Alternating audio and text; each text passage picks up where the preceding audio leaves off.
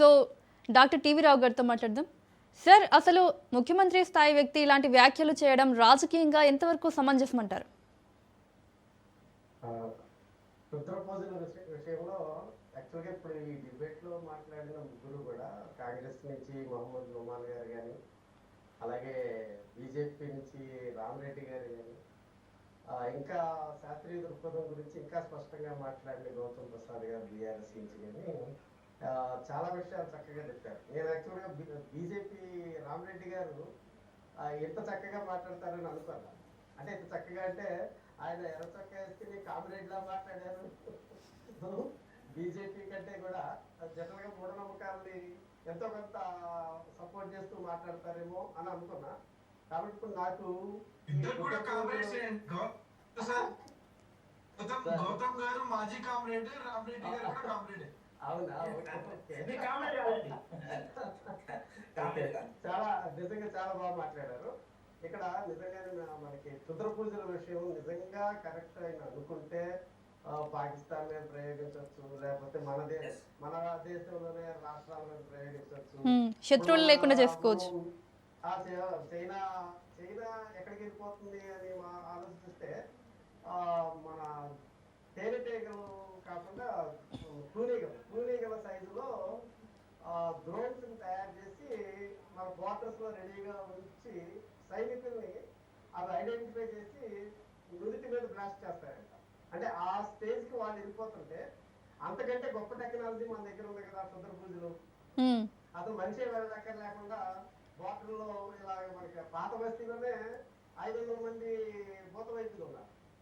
వీళ్ళందరినీ మన తెలంగాణ రాష్ట్రం అంతా చూస్తే దాదాపు ఒక 10,000 మంది దాకా దొరుకుతారు.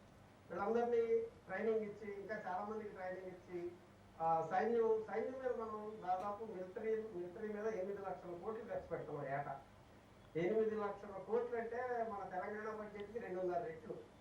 తెలంగాణ బడ్జెట్ కి 2.5 రెట్లు అంటే అంత ఖర్చు, అంత ఖర్చు 3 రెట్లు అంటే 3,25,000 కోట్లు మన తెలంగాణ బడ్జెట్. అదేమో 8 లక్షల కోట్లు. అందుకని ఇంత పెద్ద ఎత్తున ఖర్చు పెట్టే బదులు ఈ క్షుద్ర పూజలు చేసే వాళ్ళందరినీ బాటర్స్ లో పెట్టి క్షుద్ర పూజలు చేస్తే సరిపోతుంది. ఎంత పెద్ద ఖర్చు కాదు. కాబట్టి ఇలా ఎందుకు ఆలోచించట్లేదు అనేది మనకి డౌట్ వస్తుంది. ఎందుకంటే చైనా ఎక్కడికో వెళ్ళిపోతా ఉంది, మన దేశంలోనేమో క్షుద్ర పూజలు అని చెప్పి ఆవు ఉత్త తాగటము, లేకపోతే పేడ తింటము, ఎక్కడికి వెళ్ళిపోతున్నాము అని బాధేస్తా ఉంది.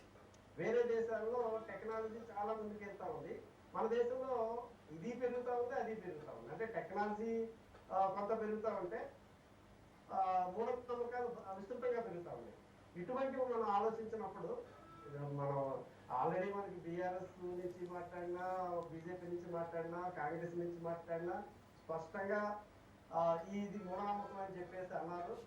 ఇది కేసు పెట్టాలి అన్నప్పుడు ఒకప్పుడు మనకి ఐపీఎస్ ఆఫీసర్లు అంటే మన దేశంలో అత్యున్నతమైన తరకాయలు ఉన్నాయని సెలెక్ట్ చేసిన ఐఏఎస్ ఐపీఎస్లో మన దినేష్ రెడ్డి గారు డీజీపీగా ఉన్నప్పుడు ఆయన పదవి పోవాలని చెప్పి ఇంకొక ఐపీఎస్ ఆఫీసర్ చేశాడని వాళ్ళిద్దరూ కేసులు పెట్టుకుని చాలా గొడవ అయింది. అంటే ఇది అసలు కేసులు పెట్టుకునే విషయం కూడా కాదు. ఎందుకంటే అది జరగడానికి అవకాశం లేదు. మంత్రాలు లేవు, మంత్రాలకి చింతకాయలు రావు. మనం దేవుడు ఉన్నాడా లేదా అనే నమ్మకం జోలికి కూడా మనం పెద్దగా వెళ్ళాల్సిన అవసరం లేదు. కానీ తెల్లారి లేస్తే సైన్స్ ఉపయోగించుకుంటున్నాం అనేది గమనించాలి. కరోనా వచ్చినప్పుడు కూడా ఎవరు కూడా గుడికి కానీ, మసీదుకి కానీ, చర్చికి కానీ పోయి దేవుడా నన్ను రక్షించన్నవాడు ఒక్కడికి కనిపించాలి. ప్రతి ఒక్కరు కూడా ఆక్సిజన్ సిలిండర్ కోసమో, రెమిడిసివిర్ ఇంజక్షన్ కోసమో, మొత్తానికి వైద్యం కోసం అని చెప్పేసి హాస్పిటల్స్ కోసం ఎతికారే కానీ ఒక్కడు కూడా దేవుడి దగ్గరికి వెళ్ళి నన్ను రక్షిస్తాడని ఎవరు అనుకోరు. అంటే అందరూ శాస్త్రీయంగానే ఆలోచిస్తున్నారు, హేతుబద్ధంగానే ఆలోచిస్తారు. రావు దగ్గరికి వచ్చినప్పుడు ఇంకా స్పష్టంగా ఉంటారు. కాబట్టి ఇటువంటి క్షుద్ర పూజలు అనేవి ఎక్కడ జరగవు. దీని గురించి భయపడాల్సిన అవసరం లేదు.